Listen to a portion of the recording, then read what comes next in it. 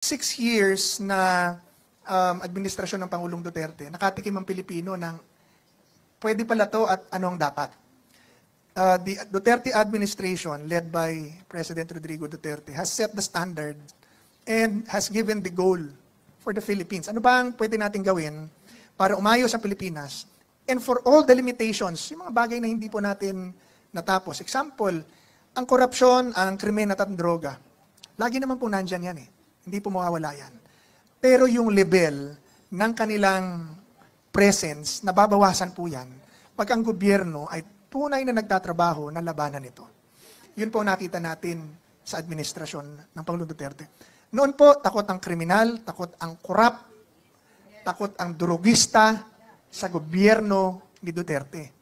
Ngayon po, yung mga korap bumuo ng Quadcom para takutin ang lahat ng kalaban na nagbubunyag ng korupsyon. Dati ang takot yung korap. Ngayon, ang matapang na yung korap. Dati, takot ang drogista. Nung isang buwan, may pinatay ng PIDEA.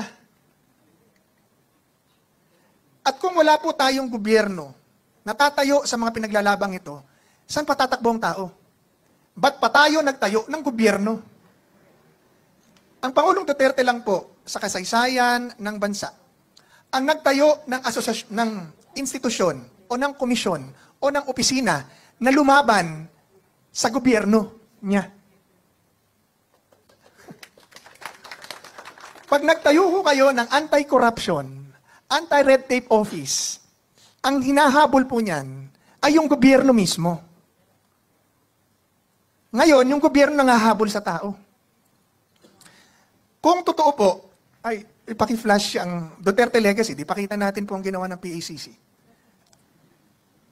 Pag binilang niya, 13,000 cases po ang inaksyonan namin. 6 years. Mahigit. 272, ito. 272 counts of malversation against, hindi ko makita rito, pero 200 mahigit, 250, almost 250 high-ranking government officials, secretary level, undersecretaries, generals, ang amin pong kinasuhan sa ombudsman.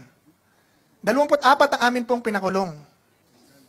Pinatanggal namin 700 through the President. Ito po ay numbers na unmatched. Pag samasamahin niyo pa man po ang lahat ng anti-corruption efforts mula kay Presidente Aguinaldo papunta kay Presidente Bongbong Marcos. Hindi ho nila ito natatapatan pa hanggang ngayon. Ang PACC po ay napakaliit na opisina, napakaliit ng kapangyarihan, pero ang puso para lumaban sa korupsyon sa pangunguna ng Pangulong Duterte, buwis buhay po kami noon.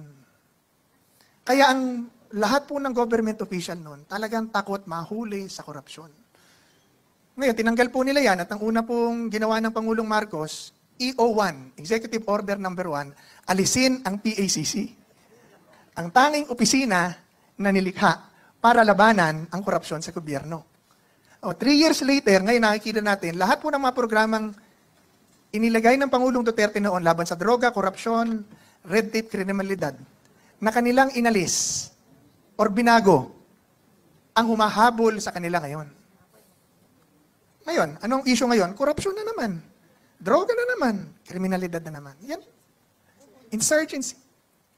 Lahat nagbalikan. Dati, sabi nga ni General Esperon, paubos na ang mga komunista. Ngayon, buhay na naman ang mga komunista. Sino ang nagpapa-impeach kay VP Sara? Anak pawis, anak bayan, lahat ng anak. Anak ng... Bawal magmura. Sino ang nagpa-imbestiga kay Pangulong Duterte? Sino nagpatawag sa amin doon? Anak na naman. Hindi ho ba? Lahat. Ngayon, buhay na naman po ang... yung Duterte Youth Party List, tinanggal, ang ipinasok, anak na naman. Itong mga binitawan, itong mga banat ni Chairman Bilica, ay totoo talaga yan. Noon, noong kasagsagan ng banat pang-aatake kay BP Sara, noong kasagsagan ng pang-aatake sa mga Duterte, kay Pastor Kibuloy, doon po napansin natin na itong mga nabanggit ni Chairman Bilica ay sabi ko nga noon ay itong ginawa ng mga magnanakaw ay diversionary tactic lang para mapagtakpan ang kanilang mga plano, ang kanilang ginagawang kabulastugan para sila ay magmukha na malinis sa harap ng tao. Binabanatan nila ang mga Duterte. Ito. Nung nagsalita noon, nagtanong noon itong si Ka-Eric at itong si Dr. Loren Badoy patungkol sa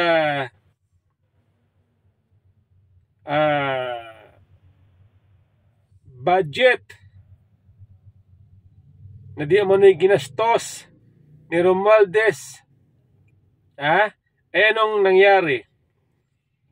Di ba pinatawag si Ka-Eric sa Quadcom? Pinatawag si Dr. Loren Badoy sa Kongreso. At anong nangyari? Kinontempt, kinulong. Nagtanong lang yun Nagtanong lang yun tungkol sa budget.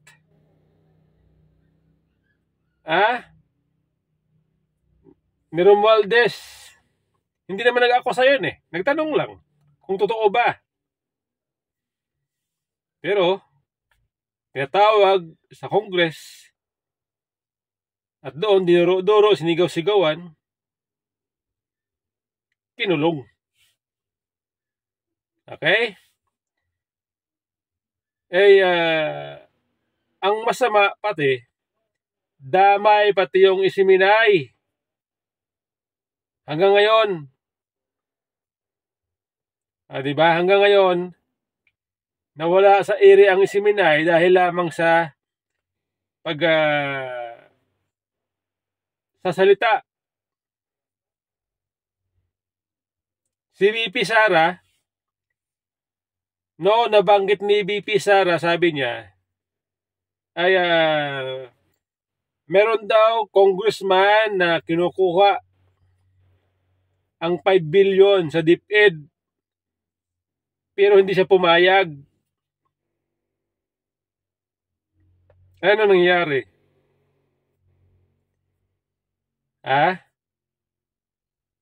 Inakusahan si VP Sara na ninakaw daw, dinispal ko daw ang confidential fund at dahil dyan in-impeach si VP Sara. Diba? Yung mga yon, yung pag-impeach, yung pagkakulong ni Ka-Eric ni Dr. Loren Badoy, yung pagkawala sa ere ng isiminay, yun po sa ating palagay, sa ating opinion, yun po ay diversionary tactic lamang ng mga magnanakaw na binabanggit nitong si Chairman Bilica, para sila ay magmisto lang malinis sa harap ng tao. Yan po ating pananaw noon kaya lang, ang Panginoon Diyos ay matalino talaga yan. Hindi mo pwedeng itago ang dumi, ang lihim sa Panginoon Diyos. Katulad niyan, kahit anong cover up nila, kahit anong tago nila, nilantad, in-expose. Diba? Yun pala, sila yung mga magnanakaw. Billion, trillion na budget para sa flood control projects ng gobyerno Marcos ang nawawala dahil lamang sa corruption. Okay? At ang tinuturo na pasimuno, mga congressman. Di ba sabi ni Mayor Magalong? Di ba? At maging itong si Senator Lacson sa kanyang privilege speech, may mga nabanggit siya na 67 daw na congressman ang contractor. Sila din yung contractor, sila din yung kasabot nila itong mga district engineer, contractor. Kaya tama po talaga itong mga binitawang salita ni Chairman Villica. Noon pa yan napansin na natin yan Lahat noon ng mga tao na pumupuna sa kanila, ginigipit nila. Pinapatawag nila sa Congress, sa Quadcom. Ino-contemn nila. Lahat ng mga tao na kontra sa kanila, i-contemn nila. Ipapatawag sa Congress, sa hearing. I-contemn nila. No, Quadcom, may Tricom, anong pang Committee on Good Government ni CHOA. Tatlo yun tatlo. Tatlo yun. Binuo yun ng mga kurakot para gipitin ang mga tao na ini-expose sila. Di ba? Ngayon, dahil bumalik po sa kanila ang kanilang pinagagawa, in-expose ng Panginoon Diyos. Sila ngayon ang nasa hot seat, abay nag-iiyakan. Mga feeling victim. Feeling victim. Diba? Ngayon, plano pa nila bumuo ng another committee. Para daw imbestigahan itong anomalya sa flood control. Kalaan nyo ba naman? Sila itong binabato. Sila ang pinagbibintangan na gumawa ng kalokohan dito sa flood control. Sila pa yung may ganang magpatawag, bumuo ng komite para mag-imbestiga. Iimbestigahan nila mga sarili nila. Kalokohan, di ba? Pwede ba yon? Imbestigahan nyo mga sarili nyo.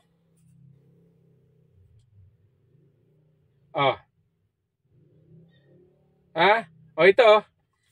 Pakinggan po ninyo itong interview ni Pinky Wave sa isang congressman sa Maynila.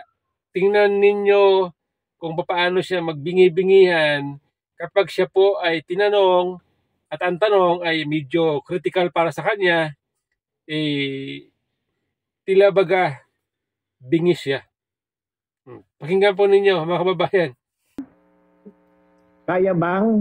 Kaya nyo bang ipatawag ang kapwa congressman nyo dito? Kaya nyo bang magtanong ng mga kailangan tanungin sa mga kapwa congressman nyo dito? Medyo malabo lang po yung dati. Kaya ba namin, what do you mean, ma'am, again? Kaya po, si Congressman Zaldico, ipapatawag nyo ho ba? Again, ma'am? Si Congressman Panaligan po, ipapatawag ninyo? Again, ma'am? Si Congressman Panaligan po, ipapatawag niyo ho ba? Okay, umpisahan po natin yung TRICOM.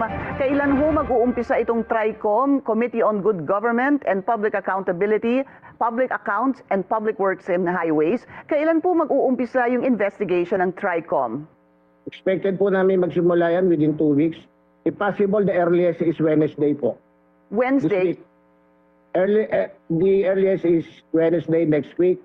or the latest is maybe Monday to Tuesday next week. Got it. Thank you, sir. There are concerns, Congressman, that has been raised, basically saying, paano ho, how can the House investigate its own when there is speculation that some House members are allegedly involved, as there are 67 daw po na, at least 67 members that are also contractors. Yan po, nanggaling mismo kay Senator Ping Lacson. Hindi ho ba may conflict of interest dito? I think there's no problem with the Congress investigating that flood control project. Once and for all po, hindi lang naman congressman siguro yung tinuturo nila, meron din po mga private contractor and even the DPWH or kung meron mga iba pang stakeholder na involved dito, kami naman po sa TRICOM, pag nakita namin na may liabilities yung congressman, it's either you explain yourself or ipasa kagad namin sa independent body for them to investigate or file charges. Ano po namin, ipasa po namin sa Ombudsman of the Nagkunwari na hindi daw niya maintindihan ang tanong. Nagkunwari na hindi daw niya maintindihan ang sinasabi ni Miss Pinky Wave. Sa ating pakiramdam, umiiwas siya, iniiwasan na yung tanong. Tanong na kung ipapatawag ba nila ang kanilang mga kasamahan. Tatanungin ba nila ang kanilang kasamahan? Ito kung sakali man, ipatawag nila ang kanilang mga kasamahan para daw magpaliwanag. Siyempre, haharap yan, natural haharap yan, gustong-gusto yan eh. Haharap yan sa hearing. At doon sa hearing, magpapaliwanag yan. Malamang at malamang ganun ang mangyayari. Magpapaliwanag yan at sasabihin, hindi, wala akong kalalaman dyan. Wala akong pakialam dyan. At kung sakali magtanong, sila magtanongan, siyempre yung tanong na paraan para malusutan itong mga pinupukol sa kanila. Di ba? Ganun po yan sa ating palagay. Sila magtanongan para malinis ang kanilang mga sarili. Kaya po tayo natatawa lamang dito sa plano ng mga congressman na bubuo sila ng committee para daw imbestigahan itong issue patungkol sa flood control projects na ito.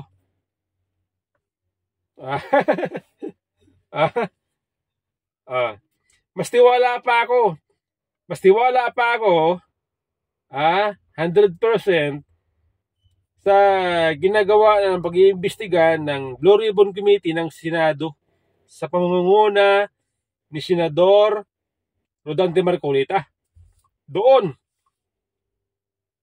mas 100% tiwala ako na patas sapagkat si Senador Marcolita ay walang bahid ng korupsyon. Nung siya ay congressman, wala po siyang bahid ng korupsyon. At siyempre, si Senador Marcolita ay isang senador, mamabatas na hindi bias dahil siya po ay INC, naniniwala tayo siya po ay may takot sa Diyos. Mangingibabaw sa kanya ang takot niya sa Diyos. Doon po tayo nagbabase kay Marcolita. Kaya nga nung unang hearing ng Blue Ribbon Committee sa pangunguna ni Marcolita nung last week, tayo po ay nagsubaybay doon. Sinubaybayan natin kung paano niya pangunahan itong committee ito, itong hearing na ito, Blue Ribbon Committee, no? Patungkol sa mga flood control projects na ito. Doon po ay na-impress po tayo sa kanyang pinakitang galing, talino, experience, bagamat siya po ay neophyte as a senator. Pinupuna sa dyan. Siya po ay binabas dyan. May nagsasabi na siya po ay neophyte senator pero ang Blue Ribbon Committee ay binigay sa kanya. Pero tayo po ay bilang niniwala, sumusuporta kay Marcolita, tayo po ay buo ang tiwala na bilang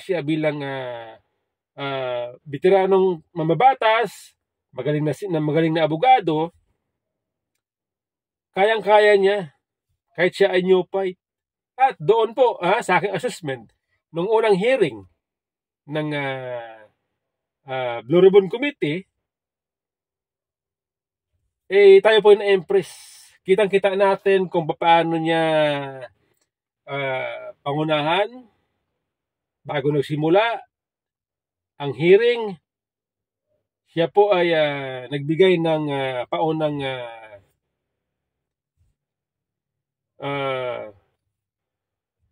mensahe na ang lahat ng resource person ay may kaukulang ay merong kalayaan gamitin ang mga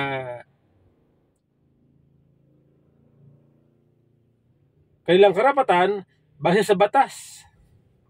Kung halimbawa, gustong mag-invoke ng self-incrimination ang isang resource person, sabi ni Marcolita, pwede niyong gamitin yan. Dahil yan ay karapatan ninyo base sa batas. Pwede kayo kumonsulta sa inyong abogado.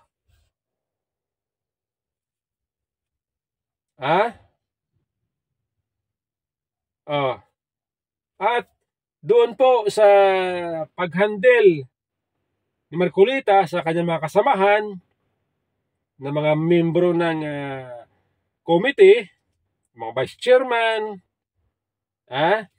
ang ganda po ng kanyang paghandle sapagkat binibigyan niya ng panahon 2 minutes, 3 minutes ang bawat membro ng committee para magtanong. Kaya nga ang ganda Ang ganda ng ikot ng hearing, hindi boring. Kaya nga doon nakita natin sa unang hearing ng Senado na ang bawat membro ng committee nakapagtanong, nakikita nila yung mga issue na dapat linawin sa hearing na yun. Sa issue patungkol sa anomalya sa flood control. Kaya tayo po na-impress kay Marcolita. Diba? Kaya hindi po natin na iwasan i-compare nung ang chairman noon ng Blue Ribbon Committee ay si Gordon. Nung nag-hearing si Gordon, siya noon ang chairman ng Blue Ribbon Committee ng Senado, nag-hearing noon si Gordon patungkol sa issue ng Parmali, yung mga binili ng gobyerno ng mga proteksyon laban sa virus, sa COVID. Doon sa hearing, mula sa simula hanggang natapos, halos si Gordon lang lahat ang nagsasalita. At ang kanyang mga kasamaan doon, na mga chairman o membro ng committee, nakagano na lang. Nakikinig na lang. Yung iba nga, lumayas na Nagsipaglayasan na kasi nga, wala naman panahon magtanong Lahat si Gordon lang. Kaya nga after ng hearing, nakailang hearing yun. Halos 3 buwan na hearing yun. After ng hearing ng committee, pagkatapos ng hearing na yun, wala po ni isang membro ng committee ang pumirma doon sa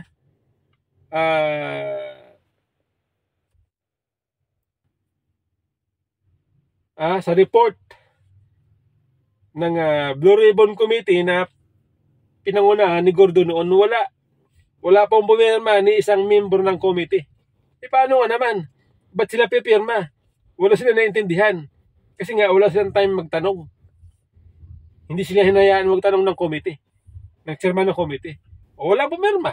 Ano nangyari? Di walang kaso.